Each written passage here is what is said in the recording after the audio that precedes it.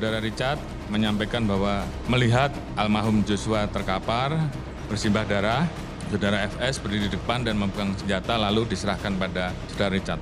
Dia diperintah, kemudian karena jabatan yang paling bawah berhadapan langsung dengan Jenderal Bintang 2, kemudian tidak ada pilihan lain, waktu jeda terlalu pendek.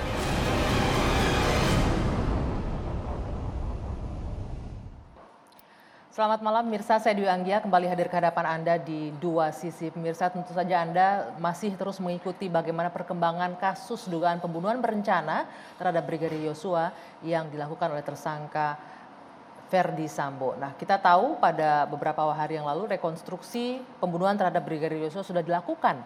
Namun menyisakan perdebatan lantaran terdapat banyaknya perbedaan di antara tersangka, termasuk di antara Ferdi Sambo dan juga Richard Eliezer. Dan usai rekonstruksi, kasus tetap terus bergulir. Pemanggilan terhadap istri Ferdi Sambo, Putri Chandrawati juga dilakukan. Walaupun kemarin sudah dilakukan konfrontir dan kehadiran Putri di Mabes Polri juga tidak sempat tertangkap oleh kamera wartawan ya. Dan 2 kali diperiksa, Putri Chandrawati tidak ditahan.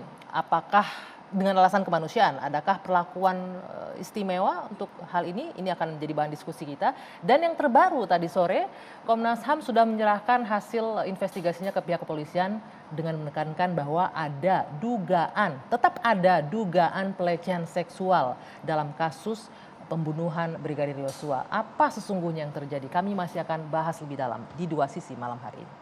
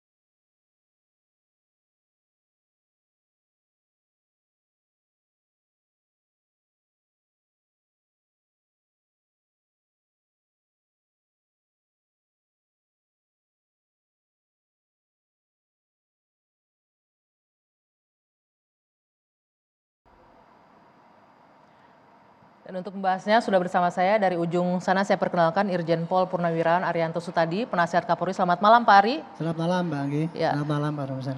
Ya, dan di sebelah kanan saya ada Bung Roni Talapesi, pengacara Baradae. Selamat malam. Selamat malam Mbak Anggi. Ya, terima kasih loh sudah hadir. Ini pertama kali hadir ke studio ya? Pertama kali saya hadir di live di studio. Oke, kemarin waktunya terlalu padat dampingi Baradae. Terima kasih sudah bergabung. Baik, di sebelah kiri saya ada Bung Martin Lukasi Manjuntak, pengacara keluarga Brigadir Yosua. Selamat malam Bung Martin. Selamat malam Mbak Anggi. Ya. Dan di ujung sana ada Ibu Irma Huta Barat, Sri Kandi Indonesia Bersatu. Selamat malam Mbak Irma. Selamat malam Anggi, apa kabar? Selamat malam pemirsa. Alhamdulillah. Baik, kita akan langsung membahas. Saya mau ke Bung Roni. Bung Roni, Anda menyaksikan langsung ya, hadir langsung ketika reka ulang dilakukan ya? Ya, betul, berbeda dengan Bung Martin yang nggak boleh masuk ya waktu itu ya, Bung Martin dan tim pengacaranya. Anda menyaksikan langsung. Ini mungkin juga sudah mengikuti yang terjadi di publik sekarang, di media juga bergulir bagaimana adanya perbedaan keterangan antara baik itu Ferdi Sambo dengan juga Baradae. Dan kalau mungkin kita recall sedikit minggu lalu, Kapolri dalam RDP dengan DPR juga dengan jelas tuh menyebutkan kronologis bagaimana Baradae turun ke lokasi kejadian melihat Brigadir Yosua sudah bersimbah darah di hadapan Ferdi Sambo. Nah, sesungguhnya pengakuan klien Anda itu seperti apa sih kronologis yang benarnya?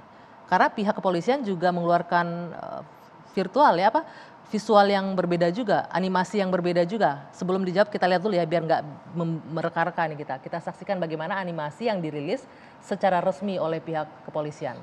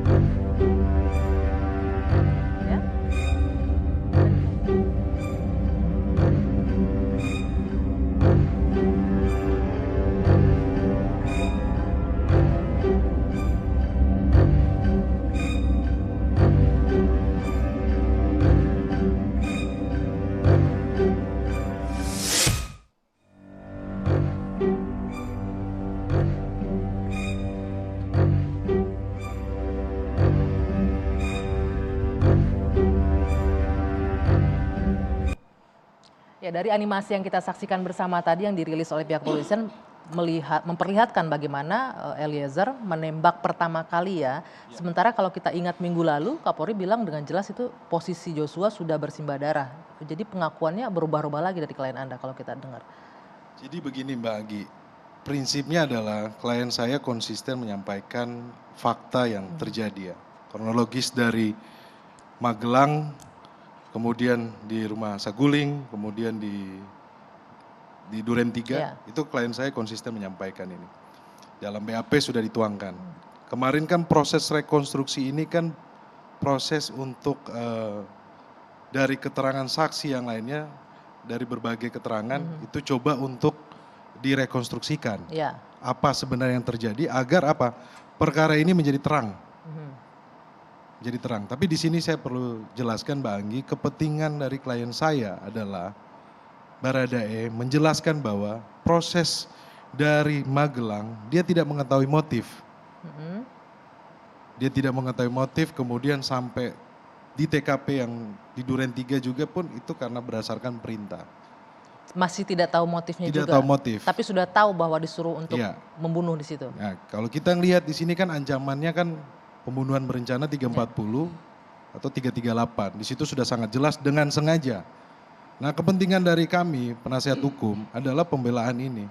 Dengan sengaja ini berarti kan dia mengetahui atau dia menghendaki.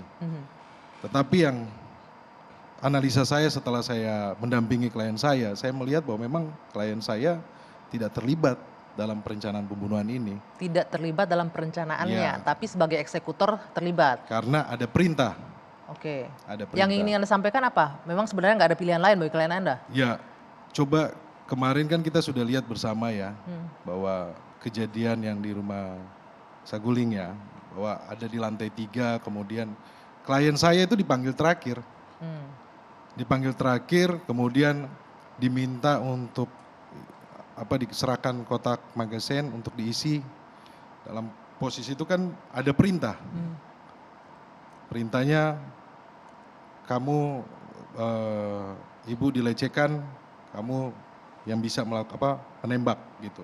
Tapi saya tidak bisa jelaskan semuanya, itu nanti kepentingan saya di pengadilan ya. Begini Mbak Anggi. Tapi kliennya tidak bisa menolak?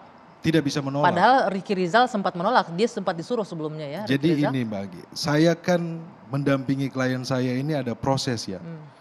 Kita kemarin sudah melakukan pendampingan secara psikolog ya, psikiater. Menggambarkan bagaimana Baradae ini, dari mudanya seperti apa. Kemudian anak ini karakternya seperti apa.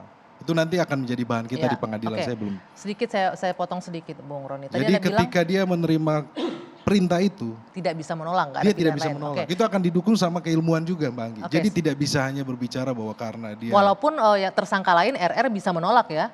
Tapi klien Anda tidak bisa menolak. Saya perlu jelaskan karena background psikologis tadi yang Anda bilang. Background psikologis. Dan kedua, Baradae ini kerjanya baru mungkin 6 bulan, jalan ke 7 bulan ya.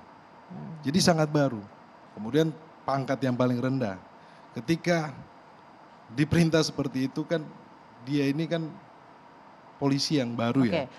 Punya idealisme. Jadi ketika diperintah seperti itu dianggap bahwa itu memang dia harus laksanakan. Tadi Anda bilang klien Anda konsisten. Padahal sebenarnya kalau kita ikuti dari awal 3 kali berubah loh keterangan klien Anda. Pertama dia mengikuti skenario palsu oleh FS. Yang kedua dia waktu Anda belum memegang sebagai kuasa hukum, dia menyebutkan ada perintah penembakan. Pas skenario yang pertama ya, tapi ketika sudah skenario yang kedua ini ya dia menyampaikan kan. Ini kan berproses nih BAP-nya kan.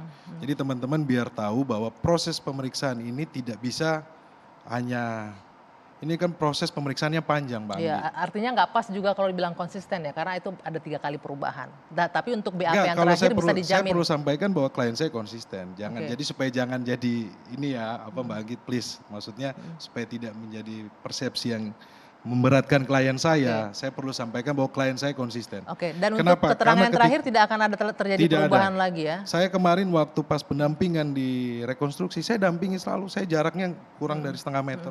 Bisa nggak Bung Roni Anda gambarkan bagaimana sih, kan kelihatan ya bagaimana kondisi psikologi seseorang. Untuk Eliezer sendiri terlihat seperti apa ketika masuki ke rumah itu, ke rumah TKP pembunuhan yang ia lakukan, bagaimana dia kembali melakukan reka adegan itu. Ya Mbak Anggi, suasananya seperti tentunya apa? Kan kalau kita lihat kan ini suasana yang sulit ya, tidak gampang ya.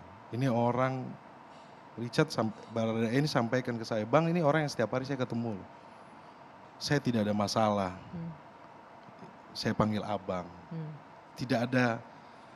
Jadi kalau di situasi itu memang situasi yang sulit. Jadi kemarin pas saya dampingi Baradae ini memang saya lihat bahwa ketika masuk di Duren 3 itu ada trauma. Oke, sebentar. Saya ingin menghadirkan pernyataan ini ya. Boleh kita hadirkan, ini LPSK menyampaikan informasi bahwa Baradae jengkel, 4 tersangka lain kompak berikan kesaksian berbeda saat rekonstruksi pembunuhan Brigadir J. Anda juga menangkap itu ketika melihat Richard Betul. di TKP? Iya. Dia sempat meluapkan emosinya ya, bahwa kok berbeda Bang. Karena sampai saya bilang, Chat, ini momentum kamu untuk menyampaikan yang, karena ini semua melihat gitu loh. Di sini ada JPU, kemudian ada Kompolnas Pak, kemudian dari PSK, Komnas HAM, dari Kemenko Polhukam. Kamu tunjukin. Klien Anda sempat menyebutkan nggak apa yang berbedanya itu apa? Ya, Beda Bang. yang katanya, kemarin kan? yang mengenai peran pengganti itu ya, Mbak Anggi. Karena kan keterangan klien saya seperti ini, tetapi kemudian FS punya versi sendiri. yang lain. Oke. Jadi sebenarnya bukan klien saya yang mau minta peran pengganti, karena dari sehari sebelumnya saya sudah yakinkan bahwa tolong kamu yang ini, kamu tunjukin. Oke, Jangan ragu. Dari pihak Kamu harus FS yang yakin. minta peran pengganti. Kamu yakin dan kamu satu-satu itu kamu ini fokus gitu. Artinya pihak FS tidak mau bertemu langsung dengan Richard Eliezer begitu ya. Ketika dalam reka ulang, pihak Ferdy Sambo yang tidak mau berhadapan dengan Richard Eliezer. Saya tidak tahu ya, Mbak Anggi. Oke. Saya tidak tahu, tapi sebelumnya saya sudah sampaikan di media bahwa klien saya siap. Oke. Karena ini adalah momentum klien saya untuk menyampaikan fakta sehingga ini menjadi bahan untuk kita di pengadilan. Jadi semoga ini hakim juga akan melihat bahwa dia sebagai whistleblower, dia sebagai GC, dia menyampaikan sebenarnya. Kalau tidak ada Baradae ini, tidak bisa terbuka nih. Ini kasus kita, ini ya. Oke, sebentar. Boleh kita sama-sama memperhatikan ke layar ya. Ini ketika, ini versi Baradae ya Bung Roni ya, kalau kita lihat. Betul. Ya. Dia menembak, itu diperintahkan untuk menembak oleh Sambo, Ferdy Sambo. Yang berbaju hitam ya, diperankan karena tidak bertemu langsung. Oke, inilah letak perbedaan keterangan antara tersangka Richard dengan tersangka Ferdy Sambo. Pak Ari, kalau kita melihat reka ulang kemarin ada banyak perbedaan, tidak hanya di reka ulang. Tadi visual yang disampaikan, animasi yang disampaikan oleh pihak kepolisian juga berbeda dari pernyataan Kapolri Rabu lalu. Tapi Pak Ari ditahan dulu sebentar, saya ingin untuk sedikit ini dulu. Bagaimana kemudian nanti penanganan kasusnya ketika terjadi perbedaan keterangan dan lain-lain? Kita lanjutkan nanti Pak Ari ya. Kita jeda dulu sejenak, Dua Sisi kembali sesaat lagi.